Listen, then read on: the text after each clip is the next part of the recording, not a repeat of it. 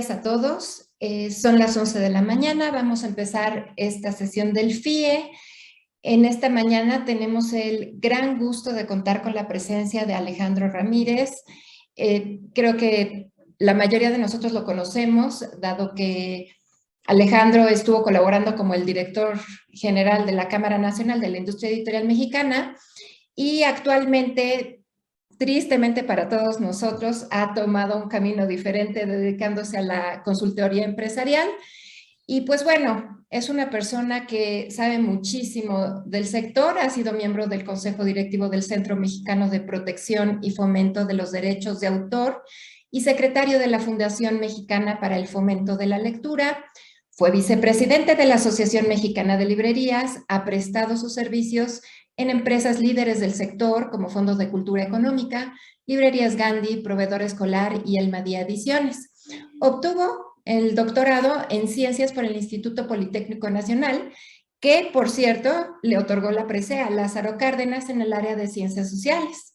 También tiene una maestría de Administración por parte de la Universidad del Valle de México, obteniendo el Lince de Oro por sus actividades como docente de posgrado, y es egresado del programa de alta dirección de empresa pública del Instituto Nacional de Administración Pública y es ingeniero en especialidad de sistema por la Facultad de Ingeniería de la UNAM.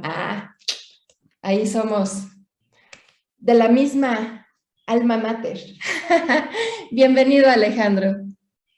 Muchísimas gracias, muchas gracias, Sonia, por tu amable presentación. Y sí, qué gusto que una colega egresada de nuestra querida facultad me haga favor de darme la palabra.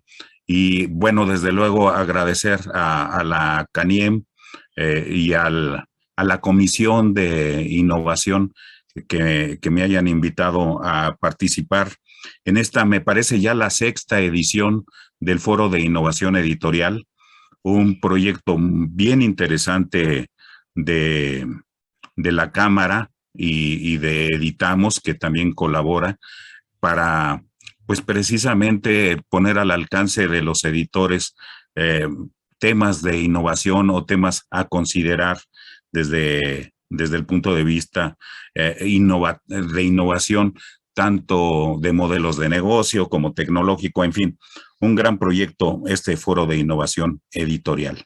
Muchísimas gracias, Alejandro. Es un gusto tenerte aquí. Les recuerdo a todos que por favor mantengan sus micrófonos apagados. Las preguntas que tengan durante la sesión les pido que las pongan en el chat, ahí las iremos consultando, tanto yo como Claudia, que nos está apoyando en esta mañana. Muchas gracias, Claudia. Y también les recuerdo que al final de esta sesión va a haber una pequeña encuesta para que nos transmitan qué tan efectiva les resultó, esperemos que mucho, que sea muy ilustrativo para todos nosotros. Y finalmente la dinámica de esta sesión va a ser que Alejandro nos va a hacer una presentación del tema y luego dejaremos una pequeña sesión de preguntas y respuestas. Nuevamente, bienvenidos para todos aquellos que se acaban de conectar. Alejandro, te dejo el micrófono. Pues de nuevo, muchas gracias, Sonia. Y para ir conversando sobre los temas que nos van a ocupar el día de hoy, quiero compartirles una presentación que preparé para ustedes. A ver, por aquí estamos. La ponemos en modo de proyección. Y bueno, pues aquí estamos, en este Foro de Innovación Editorial 2022, con el tema de la coedición, la sostenibilidad empresarial y la planeación empresarial y planeación editorial, por supuesto. ¿Cuál es la intención de esta plática? Lo que espero y lo que esperamos desde el FIE es sensibilizar a los tomadores de decisión, desde luego, pero también a los involucrados en la industria editorial sobre la necesidad de pensar y replantearse las actividades que se realizan dentro de la industria y cómo estas actividades inciden en el tema ecológico y de qué manera podemos disminuir o compensar el efecto negativo que cualquier actividad del ser humano finalmente tiene que ver con las producciones empresariales, con el trabajo empresarial y la producción industrial. Vamos a comenzar entonces con esta presentación. Lo primero que quisiera mencionar es, se me pasaba un comentario que creo que es importante. Ustedes están viendo ya en esta lámina un código QR. Los invito a todos los que nos hacen favor de acompañarnos, que preparen sus dispositivos lectores de código QR, porque a lo largo de la presentación les voy a ofrecer el acceso a diferentes documentos que sería muy pesado para la presentación incluirlos, y además son complementarios, son bibliografías, por ejemplo. Y entonces, si ustedes leen el código QR que acompaña cada lámina, cuando es el caso, pues ustedes podrán acceder a esos documentos que consulté o de los que hice uso para preparar esta presentación para ustedes. Entonces, pues ojalá que algunos puedan estar consultando esto y vayan encontrando interesante este primer documento. Ahorita les platico de qué se trata. Para comenzar, diríamos que ¿qué es la sostenibilidad? Y este es un concepto acuñado en el informe Brundtland, un informe que se preparó para las Naciones Unidas desde el siglo pasado. Suena ya muchísimo hablar del siglo pasado, estamos hablando de más de 30 años que se preparó este informe, porque había la gran preocupación de qué es lo que estamos haciendo y de qué manera nuestras actividades están incidiendo en el consumo de recursos. Este fue el origen de este informe Brundtland, que tiene ese nombre porque lo encabezó en su momento quien fuera la primera ministra de Noruega, Gro Harlem Brundtland.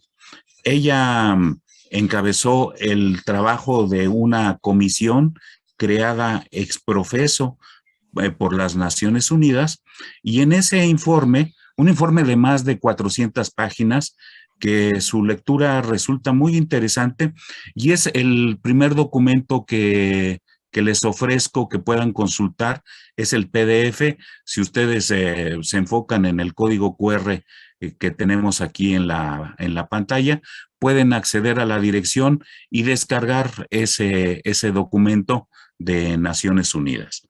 Entonces, bueno, ¿de qué se trata este informe de Brundtland? Bueno, pues era para contrastar básicamente lo que se estaba haciendo y qué es lo que se debería de hacer. Como nos ocurre con frecuencia en muchísimos temas, una cosa es la que hacemos y otra cosa es la que se debería de hacer para tener un resultado más eficiente y más eficaz.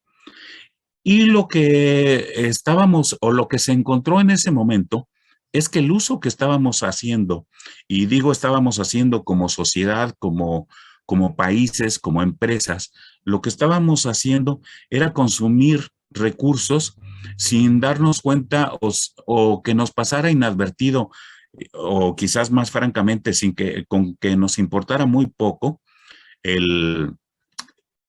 la herencia que estábamos dejando a las futuras generaciones.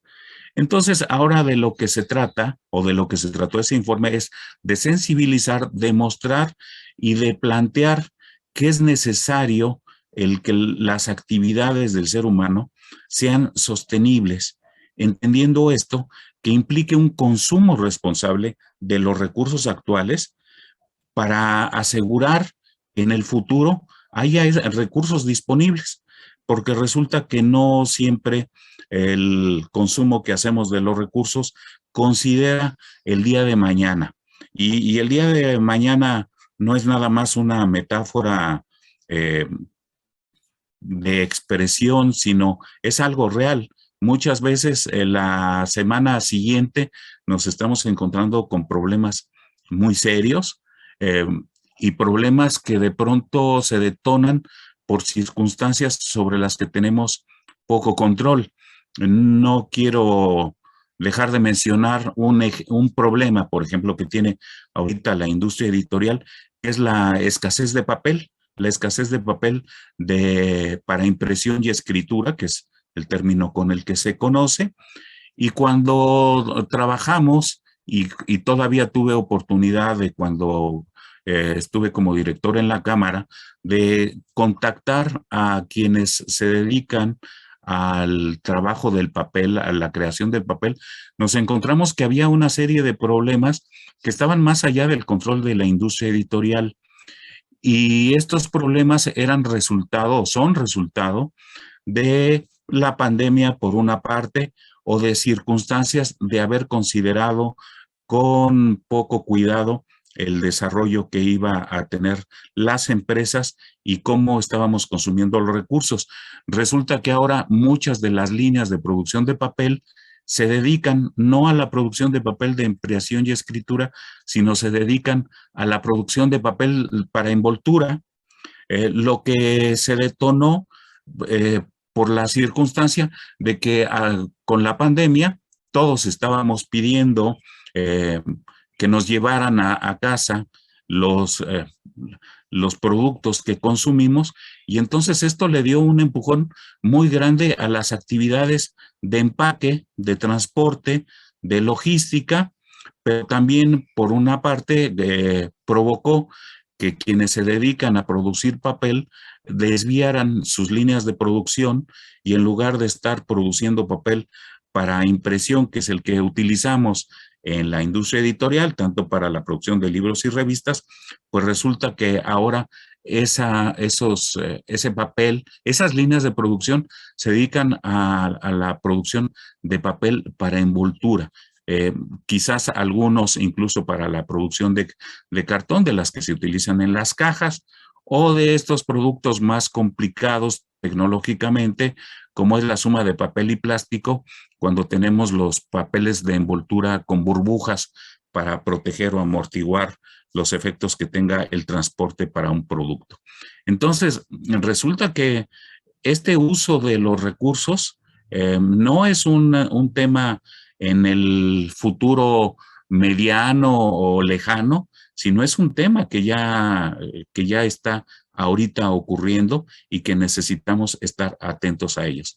Entonces, desde 1987, les mencionaba, en el informe Brundtland se presenta que hay ya un conflicto entre la manera que utilizamos los recursos y una manera en cómo esos recursos se generan, se conservan, y cómo no estamos preparados para dejárselos a las generaciones futuras, o quizás a nosotros mismos en un futuro dentro de unos años.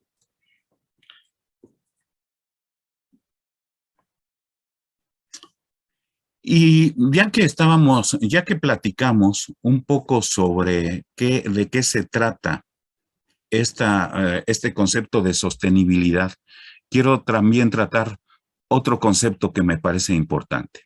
Y este es el manual, la ecoedición. ¿Qué es la ecoedición? Pues aquí también utilicé una bibliografía. Ustedes pueden recurrir a ella. Está también el código QR. Y les repito, esto les va a permitir acceder a estos documentos, donde se tiene una guía de las buenas prácticas editoriales. Este es un manual, el manual de la buena ecoedición, y de lo que se trata es de incorporar estos criterios ambientales que minimicen los efectos negativos que tenemos precisamente como resultado de nuestras actividades empresariales. La industria editorial es una actividad empresarial más, y por supuesto que tiene el efecto ambiental como la pueden tener cualesquiera otras. Lo que vamos a encontrar con frecuencia y lamentablemente es que muchas veces desde la edición es poco lo que podemos hacer en, en el control de estas actividades, y por eso en esta plática vamos a insistir en dónde podemos hacer. Uno de los temas de quienes se han preocupado por este tema de la ecoedición es el proyecto Greening Books, que como lo digo aquí, y sin hacer un karaoke de PowerPoint, como dice mi querido amigo Juan Luis Arzós, y no repetir lo que ustedes están leyendo, pero aquí sí vale la pena mencionarlo, es mejorar el comportamiento medioambiental y minimizar los impactos que tiene la producción de libros y revistas. Y para esto existen varias formas de hacerlo, y una de ellas es el cumplimiento de normas ambientales que conduzcan a la obtención de certificados. Aquí en esta lámina hago un pequeñísimo resumen de qué se trata Greening Books. Y bueno, pues como les digo, se trata de mejorar el efecto que tiene la industria editorial y sobre todo a través de usos de tecnologías y de información.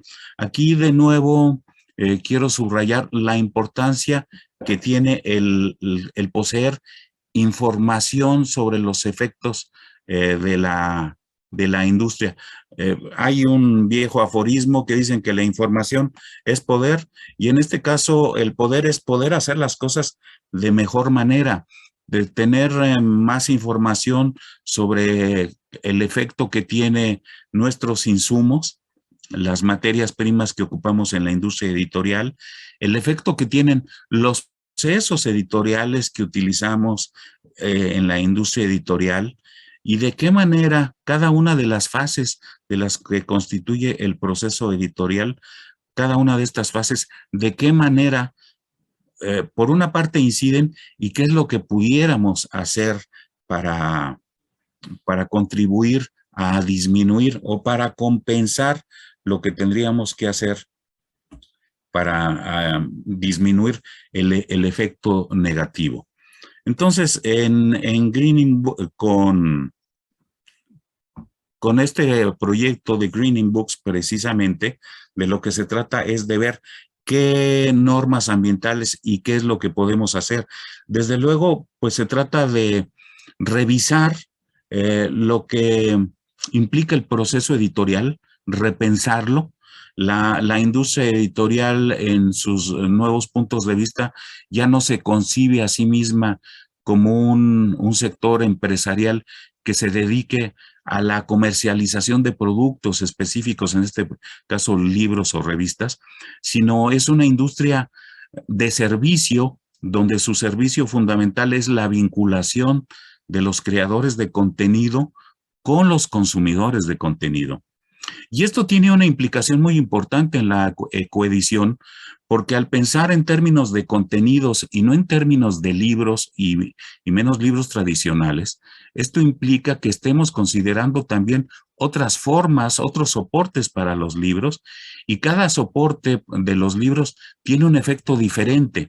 No es lo mismo el efecto ecológico del libro impreso que del libro en soporte digital o en soporte fonográfico con los audiolibros, o ese soporte que pasa con frecuencia inadvertido, pero de gran implicación social, que es el libro grabado en alfabeto braille o en código braille, que evidentemente es un soporte totalmente diferente y donde los papeles de impresión son muy diferentes a los papeles que se utilizan para los libros braille. Entonces, cuando la industria editorial se replantea y se revisa cómo se ve a sí misma, es importante el que se tomen en cuenta estos diferentes efectos para que los soportes que ahora puede tener el libro se consideren los efectos que estos diferentes soportes pueden tener en la industria editorial y pueden tener sobre todo ecológicamente. Mucho de la información que se puede obtener lamentablemente no tiene su origen en México, tiene su origen en Europa, ni siquiera en América. Y un tema muy interesante fue el de hacer el análisis del ciclo de vida de un libro o revista,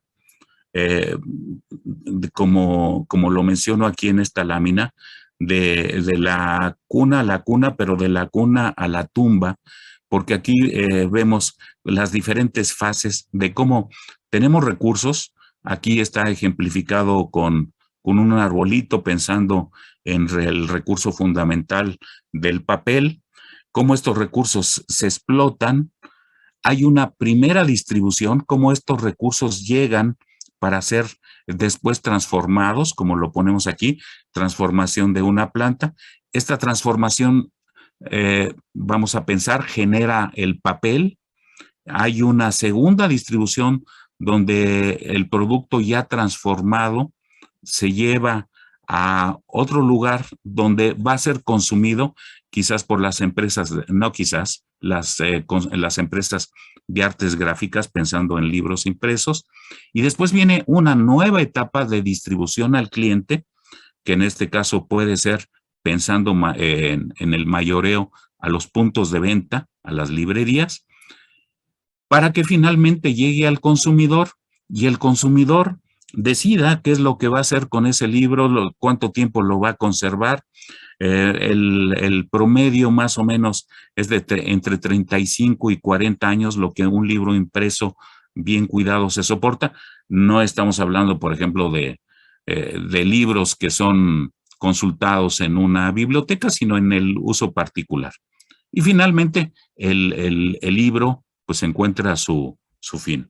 Entonces, en el análisis del ciclo de vida de un libro, lo que se ve es que cada una de estas fases tiene un efecto ecológico.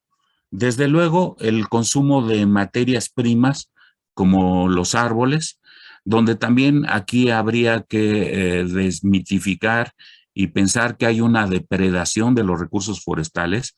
Los productores de celulosa, que es la materia prima que después se convertirá en papel, tienen mucho cuidado en la conservación de estos recursos forestales.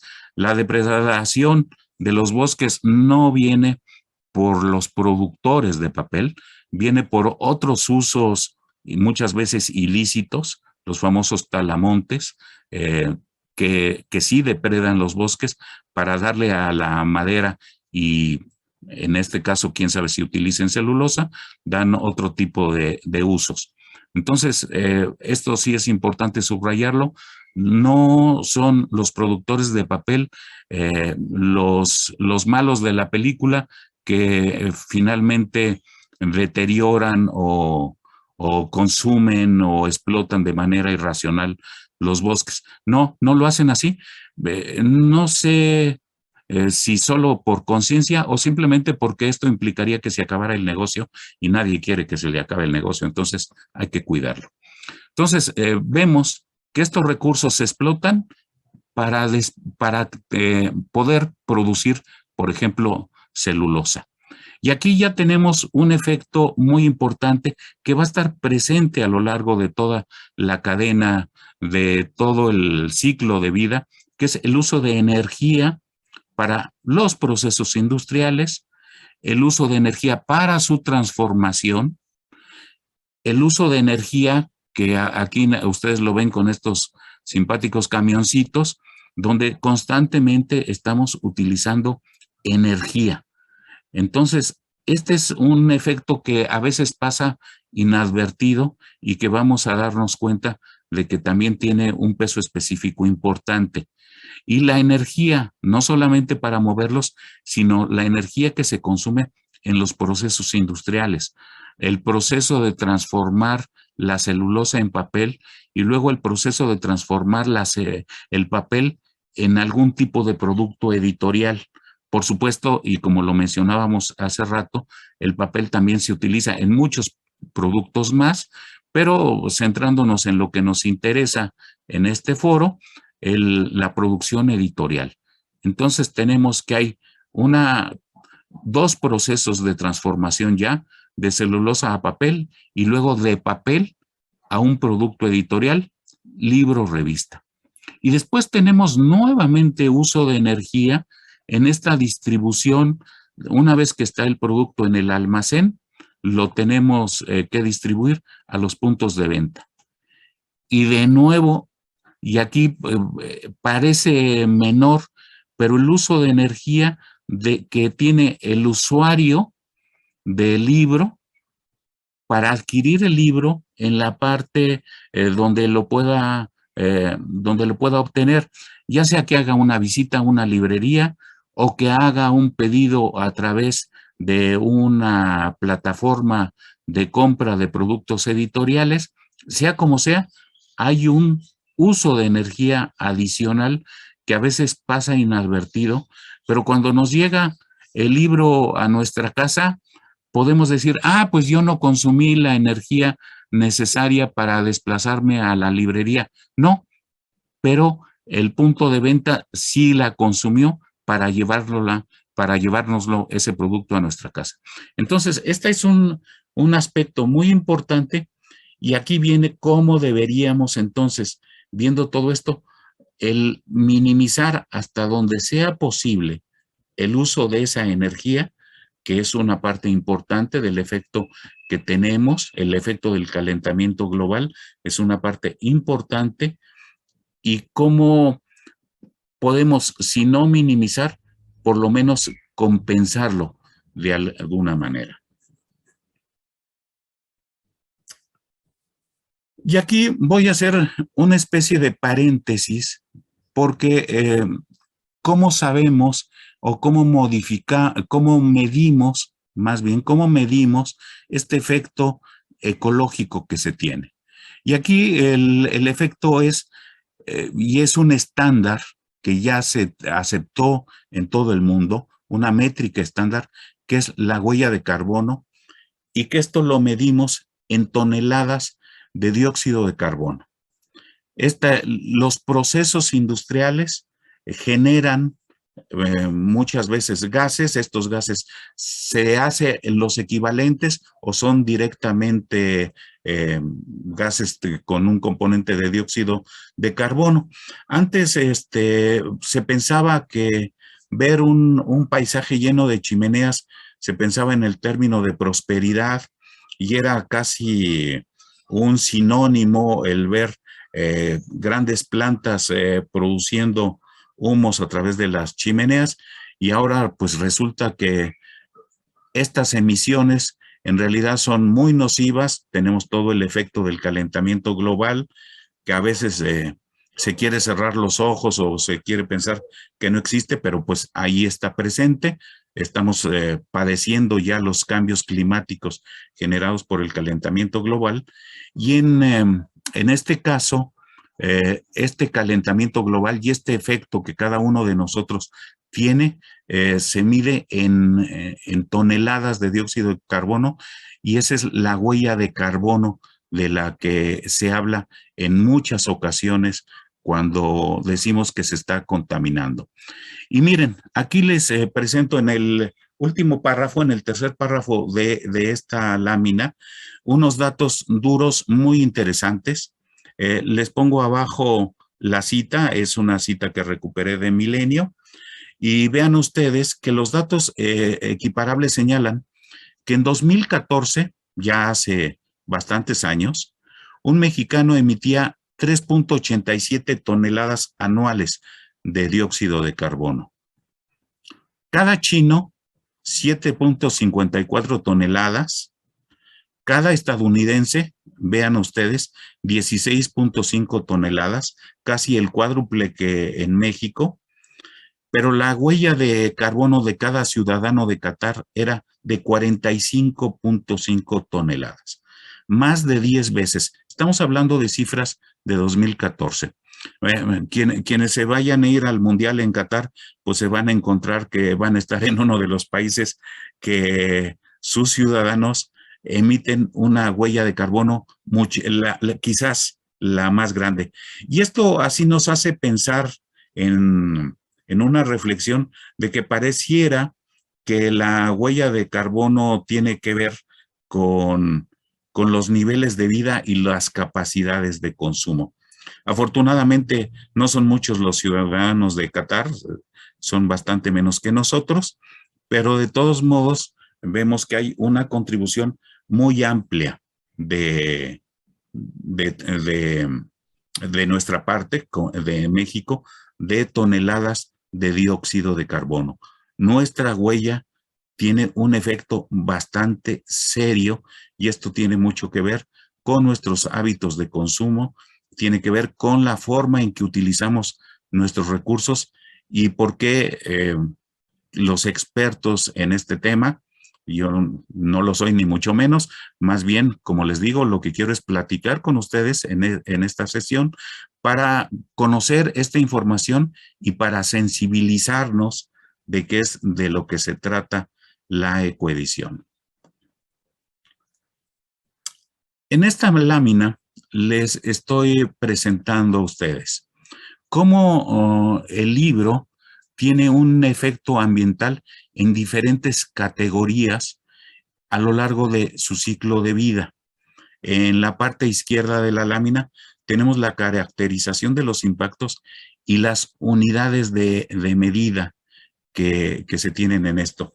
Voy a recurrir, y soy muy sincero con ustedes, voy a recurrir a mi acordeón porque estos conceptos no parecen tan fáciles de asimilar. Desde luego, mencionar el potencial de calentamiento global es un impacto muy conocido. Su unidad es precisamente kilogramos o toneladas de dióxido de carbono. Después tenemos otro efecto importante, que es la destrucción del ozono atmosférico, el segundo punto. Se mide en, bueno, primero, ¿qué es lo que ocurre con el ozono atmosférico? Ustedes saben que el ozono es una molécula de oxígeno trimolecular y su existencia natural nos protege, y eso es su gran efecto positivo, nos protege de los rayos ultravioleta, y cuando se destruye el ozono, lo que estamos provocando es que se destruye ese escudo protector de gas ultravioleta. Aquí en este caso, los causantes de este efecto son los clorofluorocarbonos. Hay que recordar que el Premio Nobel Mexicano de Química, el doctor Mario Molina, descubrió precisamente el efecto negativo de estos gases fluorocarbonos o de los halones, que son estos gases de creación artificial, y cómo sus componentes de los halones y de estos fluorocarbonos destruyen las moléculas de ozono. Y esto se mide, la unidad, así como el calentamiento global se mide en kilogramos de dióxido de carbono, esto se mide en kilogramos de clorofluorocarbono 11.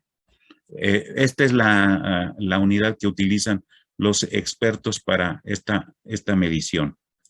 Después tenemos el potencial de acidificación. Este es también un tema bien interesante porque algunos productos que tenemos en la industria editorial, pues sí tienen un peso específico en la acidificación. Como les digo, estoy recurriendo a mi acordeón, y esta es la disminución o la transformación del pH como consecuencia de emisiones ácidas como compuestos de azufre y nitrógeno o ácido clorhídrico, y contempla los efectos que se tienen sobre el suelo y sobre el medio hídrico. Esto se manifiesta sobre todo en la fabricación del papel. Entonces hay una acidificación. Aquí estamos viendo que sus unidades son kilogramos de dióxido de azufre. El SO2 pues es precisamente dióxido de azufre. Después tenemos otro impacto en la edición y en el otro efecto ambiental, que es el potencial de formación de oxidantes fotoquímicos. Estos son compuestos creados en la troposfera y uno de sus efectos es el ozono, pero no es el ozono que se encuentra en la estratosfera.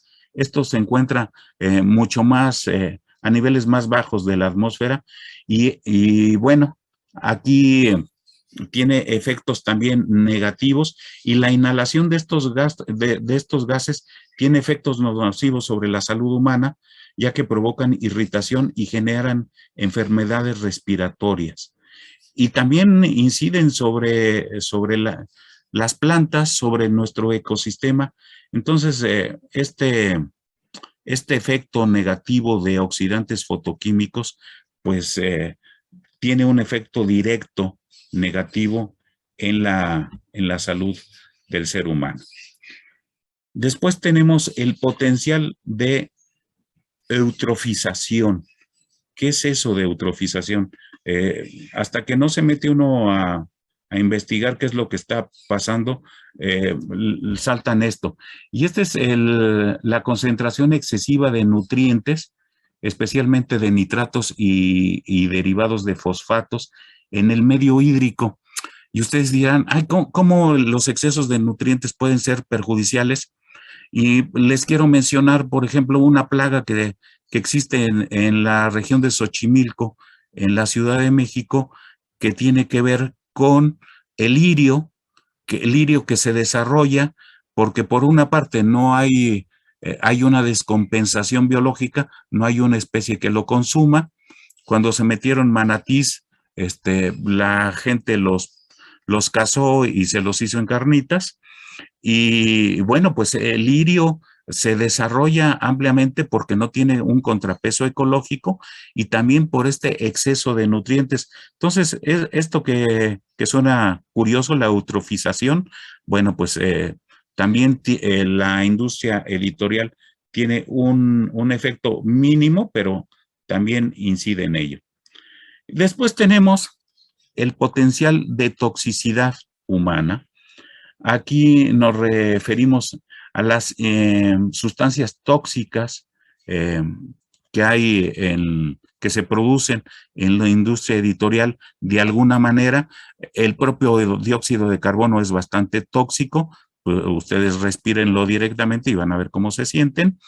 Y bueno, pues hay una participación de la toxicidad, de productos de toxicidad en la industria editorial. Y finalmente, el séptimo efecto negativo que tenemos aquí es el potencial de agotamiento de recursos abióticos, que es el agotamiento de recursos no renovables, como pueden ser algunos minerales, y esto se mide en kilogramos de antimonio. Y bueno, pues hay recursos, los recursos forestales en la fabricación del papel son recursos renovables y como les digo, las fábricas de papel no son los villanos de la película, son los talamontes, la explotación ilegal de los recursos forestales. Y entonces vemos aquí en nuestra tablita cómo se incide y cuál es el peso específico en cada uno de estos líneas. Les quiero llamar la atención, por ejemplo, cómo las materias primas contribuyen con el 52% en el agotamiento de los recursos abióticos, y en el calentamiento global, la cuarta columna contribuye con el 49,4%. Este calentamiento global es bien importante, es algo que nos preocupa mucho y tiene que ver precisamente con la huella de carbono. ¿Qué otra parte tiene pesos específicos importantes? Por ejemplo, el diseño. Por diseño aquí entendemos todo el trabajo de preprensa, todo el trabajo editorial de preprensa. Aquí lo estamos conceptualizando como diseño de la obra. Entonces vemos que por una parte, en el agotamiento de recursos abióticos tiene un 10%, acidificación un 10%, la eutrofización solamente un 3,2%, no es demasiado. Sin embargo, en el calentamiento global, fíjense ustedes, tiene el 9,6%. Y esta es una línea que les quiero llamar la atención porque precisamente el diseño conceptualizado aquí y entendido como el trabajo editorial de preprensa, es una parte donde los editores sí tenemos mucho mayor incidencia. Este es algo donde no está tan fuera de nuestro control y donde vale la pena mucho reflexionar sobre ello. Vemos que contribuye relativamente poco, con un 2% a la producción de toxicidad, y estoy hablando del trabajo laboral, no de que haya libros tóxicos, aunque parece que de pronto hay algunos títulos que sí parecen tóxicos, pero bueno. Luego tenemos la producción de planchas, que ya estamos hablando de procesos industriales, y vemos también cómo la producción de planchas contribuye con un 17.6%. Del 100% de efecto que tiene la industria editorial en cada uno de estos renglones, la producción de plancha incide con un 17.6%. Yo creo que vale la pena que analicemos con cuidado este tema, esta contribución de cada una de nuestras fases y de los ciclos del ciclo de vida y de las etapas y de los efectos que hace. Les quiero llamar la atención, por ejemplo, en el renglón penúltimo, la distribución, que vimos que es algo que constantemente está ocurriendo a lo largo del proceso editorial. ¿Cómo contribuye en el agotamiento de recursos abióticos con un 16.1%, y en el calentamiento global contribuye con un 16.4%, y vean ustedes qué preocupante, con la destrucción del ozono estratosférico con un 26%. Entonces, la cuarta parte de los efectos negativos de los procesos editoriales y del uso de sus insumos está en la distribución. Esto es algo que también que lo podemos tomar en cuenta para acciones posteriores. Si ustedes ven las materias primas, 49.4%, y la distribución prácticamente absorben el 75% de los efectos ambientales de la edición. Me parece que esto es muy importante y muy de tomar en cuenta. Aquí en esta lámina lo que estoy haciendo es como un close-up precisamente de esa parte del calentamiento global, porque es lo que entendemos como el perfil climático. Los números son los mismos que acabamos de ver, pero aquí le estamos haciendo un close-up. Vemos cómo las materias primas consumen un 49.4%. El diseño que les decía es algo que sí trabajamos directamente y nada más es el 9.6%. La producción de planchas, que es algo que cae más en el tema de las artes gráficas, contribuye con el 17.6%. El grabado de planchas. La impresión, fíjense, la impresión no tiene un efecto tan severo en el tema del calentamiento global, del perfil climático. El embalaje, el 3.2%, pero después ya llegamos a esa cifra preocupante del 16.4% en la distribución. Y después tenemos el tratamiento de residuos, en lo que solamente se contribuye con el 0.3%. El tratamiento de residuos derivados de la industria editorial no tiene un efecto tan severo en los aspectos climáticos, pero sí vemos que hay otros efectos negativos, 7 efectos negativos que vale la pena considerar. Entonces, yo quiero que lo mantengamos presente, que un 75% tiene que ver con el uso de materias primas, y estamos hablando básicamente del libro impreso y la distribución. Estos dos factores o de estas dos partes del ciclo de vida editorial tienen esta contribución tan importante. ¿Qué es lo que podemos hacer? Que yo creo que es una pregunta muy importante y que entiendo que ustedes me la harían. ¿Qué es lo que podemos hacer? Podemos hacer y trabajar desde el punto de vista sectorial y desde el punto de vista empresarial cada uno. Desde el punto de vista sectorial, algo importante sería, por ejemplo, sumarse al pacto que existe para lograr los objetivos de desarrollo sostenible. En inglés es SDG, pero en español son los Objetivos de Desarrollo Sostenible para 2030.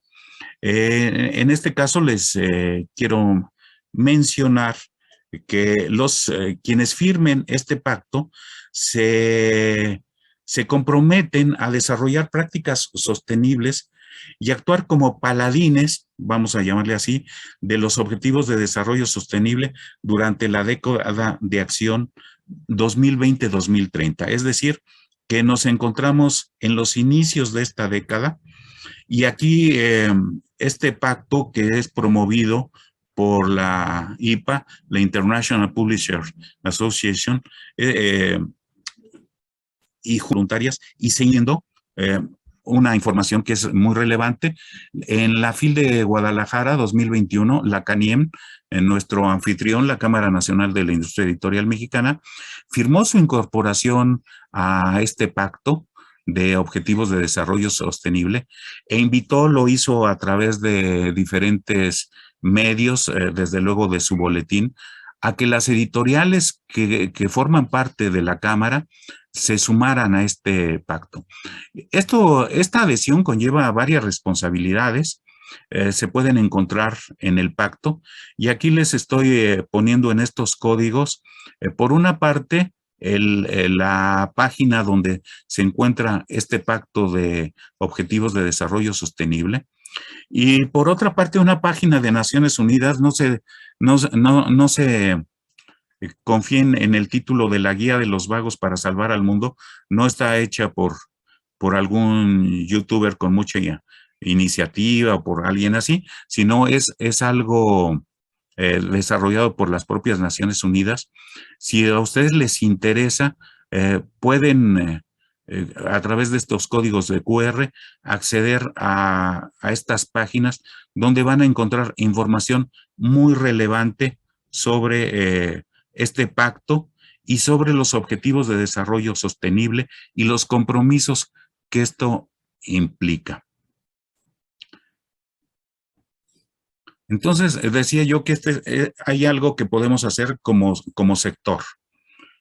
Otra cosa que podemos hacer como sector es registrarse en el sistema BookDAP, que este es un programa voluntario o independiente de la Declaración Ambiental de Producto, el Environment Product Declaration, y está destinado exclusivamente a empresas y organizaciones implicadas en el proceso de edición y que estén interesados en la ecoedición y en la transparencia de información ambiental.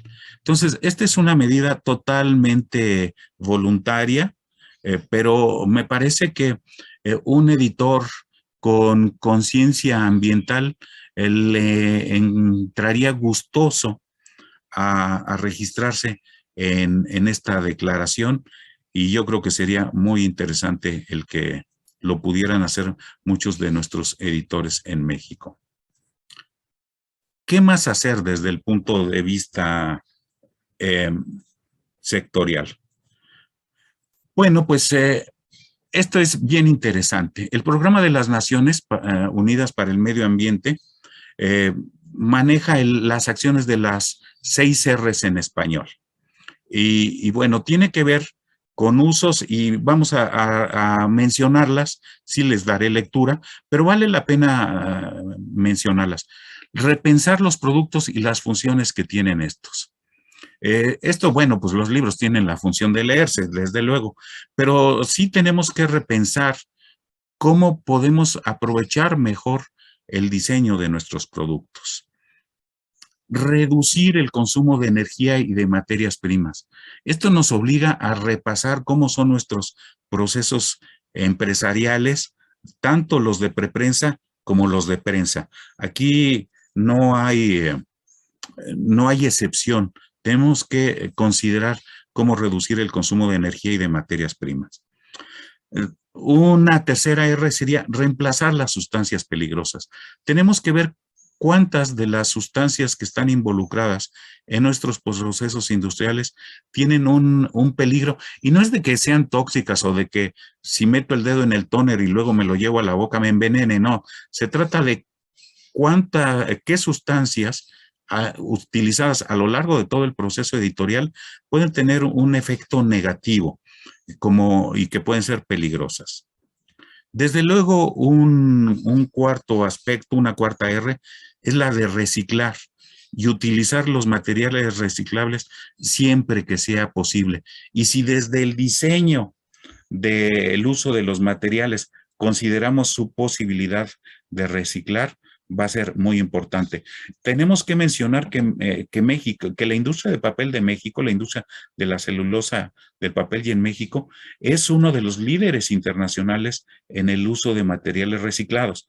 Lo que pasa es que a veces los editores no lo vemos porque con frecuencia el papel para impresión reciclado puede salir caro, pero en otros usos sí se recicla y el papel una vez utilizado de impresión, una vez que pasa por el proceso de destinte, se puede utilizar para otros papeles de uso industrial. Otra parte muy interesante es reutilizar partes y componentes. Esto pues parece poco aplicable a nuestros productos, a libros y revistas, pero tenemos que pensar, como lo mencioné hace un momento, que ya no nada más hablamos de los productos impresos, sino que tenemos otros soportes. Y desde luego, reparar, diseñando de modo que se facilite la reparación y la larga vida de un producto. Aquí parece que nos estamos encontrando con un conflicto muy severo, que es el uso o la obsolescencia programada en algunos dispositivos. Lo deseable es desde luego que los dispositivos funcionaran y tuvieran una duración mucho mayor para que no implique su sustitución inmediata. Y aquí tiene que ver, por ejemplo, con el uso de los lectores para libros digitales, donde es importantísimo que se mantengan estándares de publicación digital que no hagan que un libro publicado en un X formato digital ya después no sea susceptible de ser leído. Voy a poner un ejemplo que no tiene que ver con los libros, pero que toda la gente de mi generación e incluso algunos más jóvenes lo han padecido, que es el tener sus videos personales en VHS Compact y que ya no hay videograbadoras que lean eso, y de pronto la migración a DVDs implicó que hay un montón de información que no se puede recuperar. Y ya ni siquiera les hablo de sus videocassettes en beta o en VHS, porque el tener una máquina de esas funcionando, guárdenla, porque no solamente está para el museo, sino que van a ser de los pocos que puedan recuperar su información.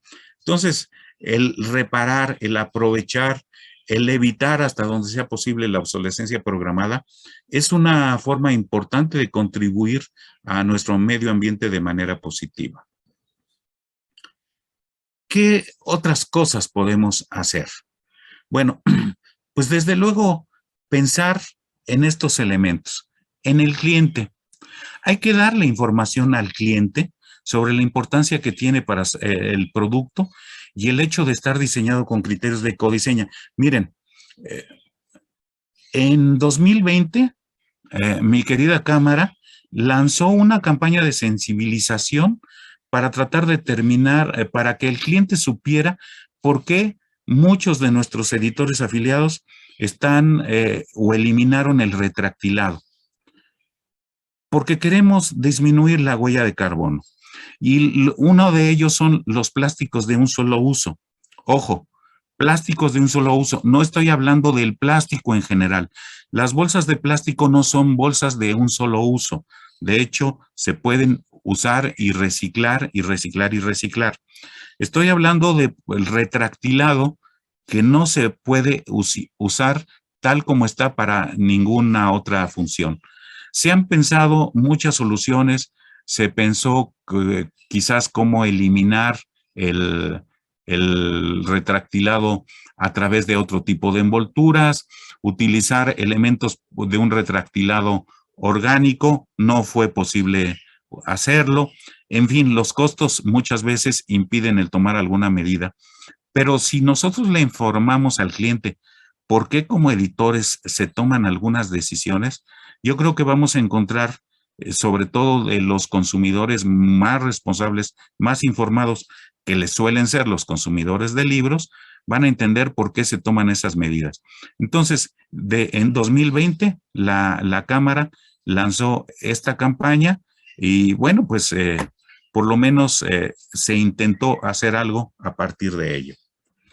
Después, bueno, el papel y el formato. Que en los esfuerzos de diseño se trate de tener la máxima utilización y reducir las mermas. Eso además es una práctica de buen negocio, reducir las mermas. Si eliminamos o disminuimos los diseños caprichosos que provoquen desperdicio en el papel, que provoquen que mucha parte de la superficie de las láminas en prensa plana no se aproveche, todo ello va a contribuir de alguna manera a lograr un ecodiseño, y esto es a la luz de la norma ISO 14026. También ustedes pueden consultar las normas ISO, que nos señalan, que nos dan referencias sobre diferentes prácticas. Entonces, esta norma ISO 14026 nos hace propuestas y nos señala algunos puntos. Otro es, por ejemplo, la aplicación de colores. El número de tintas y su impacto ambiental se soluciona de la misma manera que con el papel. Por ejemplo, vale la pena, cuando los costos lo permiten, usar la impresión a color estocástica, porque esta minimiza el número de tintas a imprimir. Y entonces esto también implica una disminución de la cantidad de tinta utilizada. Si ustedes como buenos editores o como diseñadores le meten el cuentahilos y analizan una portada, claramente se van a dar cuenta de, por una parte, el efecto tan interesante que logra la impresión estocástica y la impresión tradicional en cuadricromía. Otro cuarto punto es la manipulación de los productos, el tratar de disminuir el contenido de sustancias tóxicas. Hay que priorizar cuando sea posible, y esto también tiene que ver con una campaña de sensibilización al barniz sobre las portadas plastificadas. Entonces, este es un tema que tendríamos que revisar. Por ejemplo, ustedes ven como una portada donde se tiene el barniz luce diferente, pero cuando se utiliza el barniz a registro se ve que da un realce muy interesante estéticamente a algunas portadas de libros. Entonces es un tema que hay que considerar. Luego veíamos la distribución y la logística, como este es un tema bien importante. Hay que evitar los paquetes publicitarios grandes, utilizar cajas reciclables o reutilizables. En fin, el tratar de disminuir de alguna manera en todo el tema de distribución, porque ya vimos que hay varias etapas de distribución, hay que tratar de disminuir su efecto negativo. Y desde luego, pues la gestión de los residuos. Como decíamos, si disminuimos, si somos más eficientes en el uso de los recursos y disminuimos los residuos, y los residuos que quedan los manejamos de mejor manera, pues es no solamente una buena práctica ecológica, es desde luego una buena práctica empresarial. ¿Qué hacer desde el punto de vista también como empresa? Bueno, pues desde luego explorar nuevas y no tan nuevas formas de gestionar la industria editorial. La impresión bajo demanda, imprimir los libros que se requieren. La impresión bajo demanda tiene ya varias decenas de años. por lo menos desde la década de los 90 se intentó la impresión bajo demanda, el famoso print on demand, y esta descansa fundamentalmente en la impresión digital, y quizás en la década de los 90 no se desarrolló tanto por el tema de costos, pero bueno, hemos tenido avances en ese tema. Entonces, este es un modelo, aquí estamos hablando de modelos de negocio que pueden incidir de manera positiva. Luego, el utilizar otros soportes para el libro, sin perder de vista que el libro electrónico digital no existe, no está exento de dejar una amplia huella de carbono. Como les decía hace unos momentos, el tema de tener dispositivos de obsolescencia programada no nos resuelven las cosas. Es necesario tener estándares que permitan la continuidad del acceso a los materiales que están en algún soporte digital. Entonces, es muy importante. Un tercer aspecto sería reducir la huella de la distribución a través de la producción y comercialización mediante tecnología digital. Y un cuarto punto es algo que heredamos de la pandemia, que es la experiencia positiva de mucho del trabajo en casa. Y bueno, pues nosotros sabemos que en el trabajo editorial, mucho del trabajo de preprensa se puede hacer de trabajo desde casa, si se cuenta con el equipo necesario, desde luego, pero hubo muchas empresas que llevaron las computadoras especializadas a los domicilios de los encargados de hacer desde la captura hasta el diseño editorial. Aquí de lo que se trata es de disminuir la movilidad de quienes colaboran en la industria. Hay desde luego lugares donde no se puede disminuir, los almacenes, alguien tiene que estar en un almacén para recibir y despachar, pero mucho del trabajo de preprensa, quizás no necesariamente todo, o del aspecto administrativo de una editorial, tiene mucho que ver con reducir su efecto negativo mediante la reducción de la movilidad.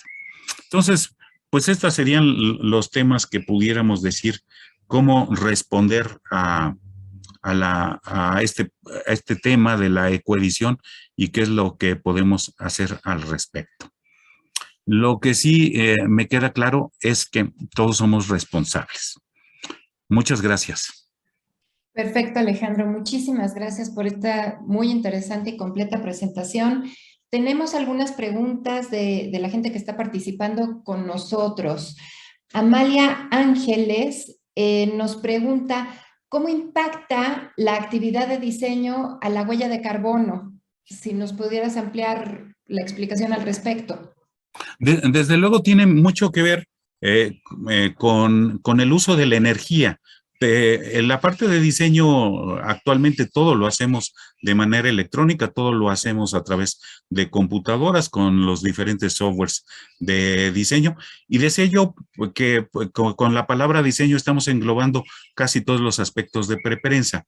Entonces, desde la emisión de los contratos con los autores lo hacemos con computadoras que utilizan recursos energéticos, y entonces tenemos una participación en la huella de carbono.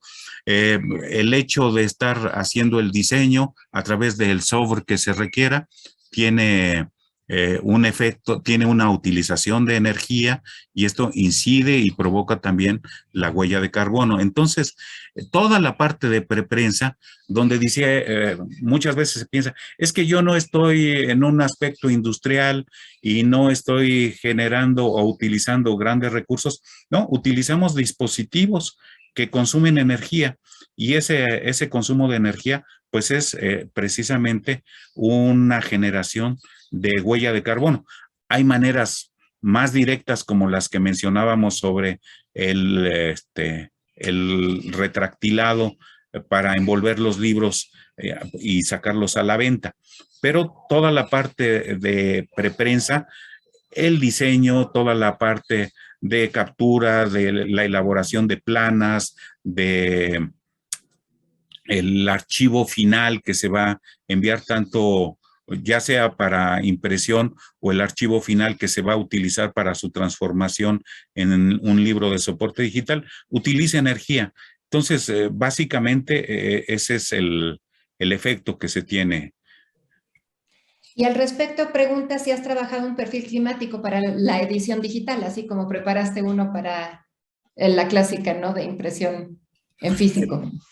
Aquí la gran dificultad es encontrar información, pero lo que sí les puedo mencionar, y permítanme ver, es que hay, por ejemplo, estudios que muestran que tendríamos que ser muy eficientes y muy eficaces en el uso de nuestros dispositivos digitales. Por ejemplo, para que un lector, un e-reader, sea sostenible, ambientalmente tendría que ser menor su efecto negativo sobre su equivalente en papel.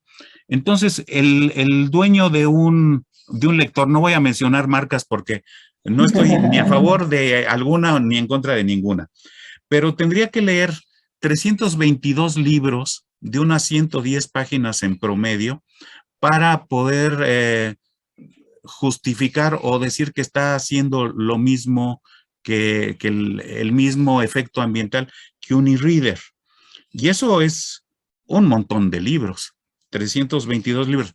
Por supuesto que hay bibliotecas personales 10 veces más grandes que 322 libros, pero si tomamos en promedio lo que las estadísticas formales nos dicen de los libros que se leen en México, que se leen en promedio 4 libros al año, quiere decir que tendría leer 20 libros apenas nos da 80 libros. Entonces, si un lector, si alguien que posee un lector de libros digitales no lo utiliza constantemente, su efecto ambiental va a ser mucho más negativo que si hubiera optado por tener ese número de libros, de títulos que lee en papel. Entonces, Claro. estos son números muy interesantes que por lo menos nos dice que hacia dónde vamos. Por ejemplo, las placas de circuito impreso electrónicas tienen principalmente cobre, oro, cadmio, estaño, plomo, paladio y tántalo.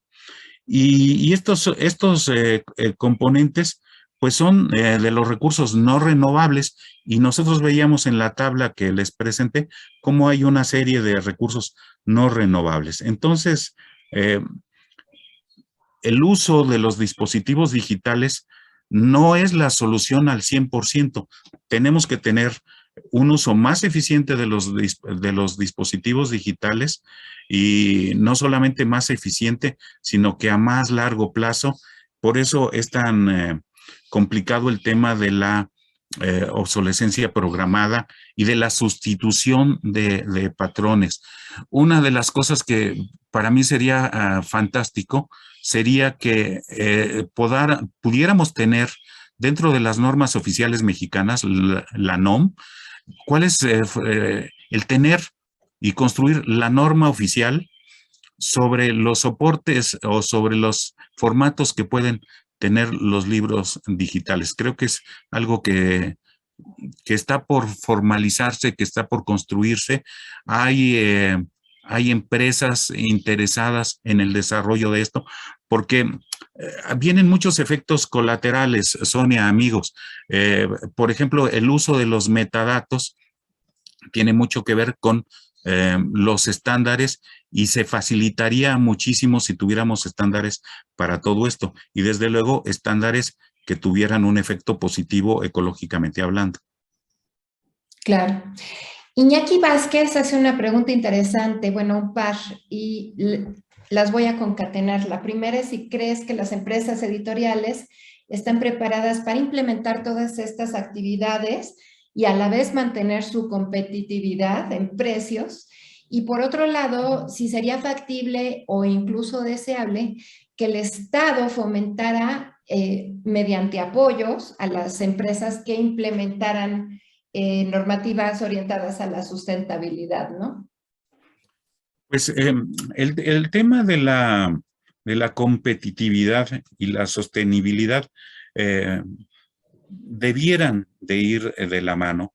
Lo que veíamos es que el 75% y por eso insistí mucho y comenté varias veces, como en dos factores, el de materia prima y el de distribución, con, abarcan el 75% de la contribución negativa al medio ambiente de la industria editorial, tendría que ver con que la industria editorial, junto con sus empresas hermanas o con sus sectores hermanos, que son las artes gráficas, por un lado, y los puntos de venta, desde las librerías y las cadenas de librerías y los kioscos, tendrían que trabajar conjuntamente, por una parte, en una mejor explotación de los recursos, que las editoriales se involucraran más con las empresas de artes gráficas y que supieran que estas empresas de artes gráficas de dónde obtienen el papel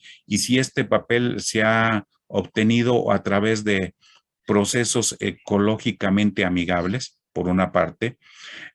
Por otra, encontrar los mecanismos de mejorar la distribución. Es un tema de estudios de logística muy serios. Hay quienes han hecho esfuerzos también muy serios, muy formales, para minimizar desde los tiempos de espera en la recepción de un almacén hasta los tiempos de despacho, porque todo esto finalmente, y como lo mencioné hace un momento, contribuye con el uso de la energía.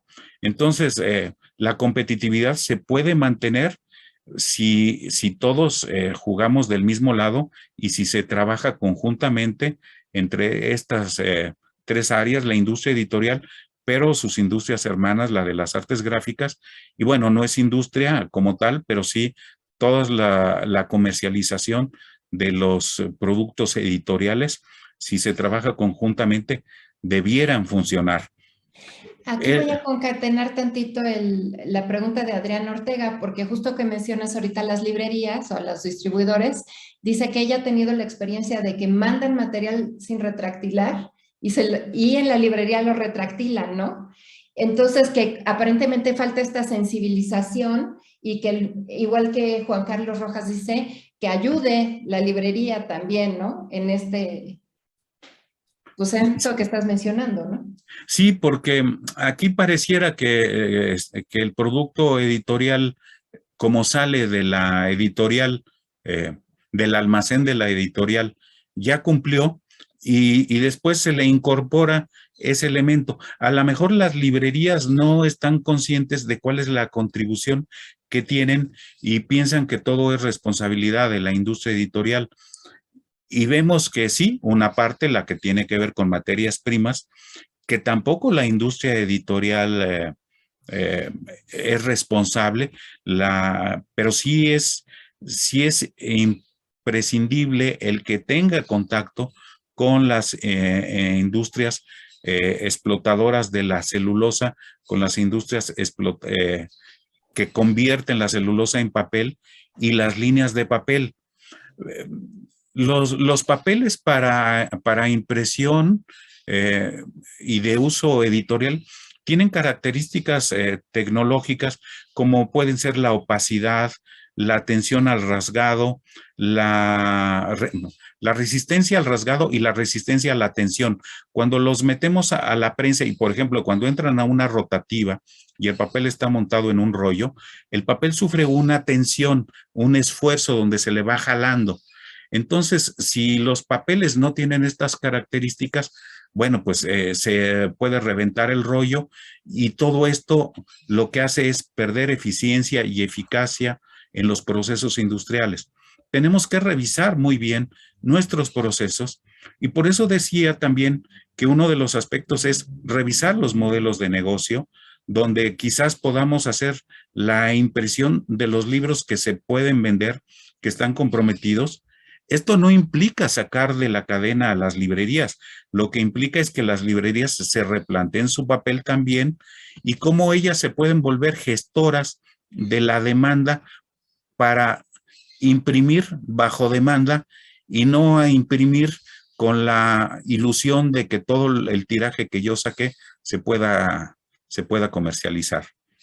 Y justo hablando de papeles, Graciela Lechuga pregunta que si tienes idea de cuál es el impacto real favorable de utilizar un papel reciclado versus un papel que no lo es, y si ha habido algún tipo de medición del impacto que esto tiene en los clientes, o sea, que no fuera a tener un impacto negativo, ¿no?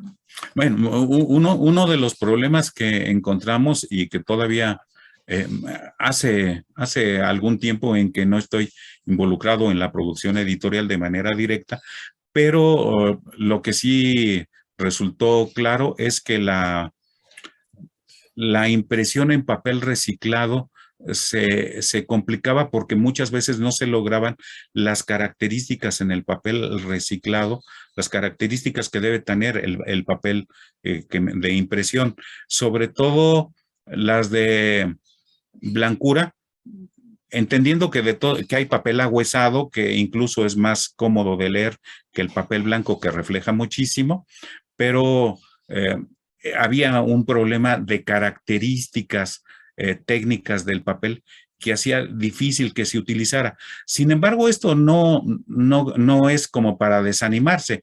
Al contrario, quizás el papel reciclado no se pueda aprovechar todavía para todos los productos editoriales, pero pero el papel utilizado en productos editoriales sí es susceptible de reciclarse. Y esto sería muy interesante que en las empresas que se dedican a la producción de papel para empaque utilizase más papel reciclado, donde el papel para empaque no tiene estas restricciones de calidad, de blancura, de tensión al rasgado, de resistencia al rasgado, de resistencia a la tensión, de transparencia. Ya prácticamente, por ejemplo, no vemos libros en papel Biblia o semibiblia por los costos que tenía un papel tan delgado y que a la vez fuera suficientemente opaco para que no se transparentara lo que estaba impreso en el anverso o en el reverso de la página, en el frente y vuelta, como decimos editorialmente. Perfecto. Pues miren, me gustaría terminar con un pequeño resumen de las ideas que dejó, al menos en mí, Alejandro, a lo largo de esta presentación. Yo creo que lo más importante es que el tema de sustentabilidad o ecoedición debería de ser una constante en nuestra mente cada vez que tomamos una decisión en nuestro trabajo, ¿no? Que es muy importante que reinventemos nuestros procesos, dado que somos una industria de contenidos, no somos una industria de plataformas. Entonces, tener esta capacidad de reinventarnos para transmitir nuestros contenidos de diferente manera siempre es importante. Después, que tengamos mucho cuidado en la selección de nuestros proveedores, procurando que sean certificados y que sean proveedores responsables y que además tratemos de tener estas estrategias a nivel cadena, no a nivel solamente del editor, ¿no? Que siempre nos cuestionemos cuál es el mejor camino. Hay un papel más ecológico, hay una forma de impresión más ecológica, hay una tinta más ecológica, y considerar siempre nuestra huella de carbono, pero también otro tipo de impactos al medio ambiente que podemos estar causando, ¿no? Que es importantísimo que eduquemos al público en una compra consciente. Tal vez a lo mejor podamos inventar, no sé, una especie de colofón ecológico, en donde así como a veces los alimentos traen una tabla de composición, nosotros podríamos tener una tabla de impacto ecológico y que no solo considerara las cosas negativas, sino que en esa tabla ecológica también se reflejara lo positivo que como industria o como concretamente editor estás haciendo, ¿no? Y finalmente, pues creo que la Cámara tiene un papel muy importante en este momento para tomar el liderazgo y decir, bueno, que a lo mejor en nuestras estadísticas incluso incluyamos, ¿no? Una medición global del impacto como industria editorial mexicana, que planteemos estrategias, muchas de las que ya mencionó Alejandro en sus láminas, que creo que son inmediatas y que podríamos empezar a dar estos pasos y que todos en conjunto tengamos este impacto de tal manera que podamos ir midiendo anualmente nuestro impacto ecológico y felizmente, si todo nos sale bien, ir viendo una mejora. Entonces, Alejandro, esta ha sido una charla muy, muy rica, de verdad, te lo agradecemos mucho. Pues un placer haber compartido este espacio. Sonia, muchísimas gracias por tu participación, por tu anfitrionía, a ti, a la Comisión de Innovación, a la Cámara en general. Y bueno, pues estamos aquí a la orden para contribuir ahora desde esta ocupación independiente con todo lo que sea posible. Y desde luego agradecerles a los que se quedaron hasta el final. Muchísimas gracias.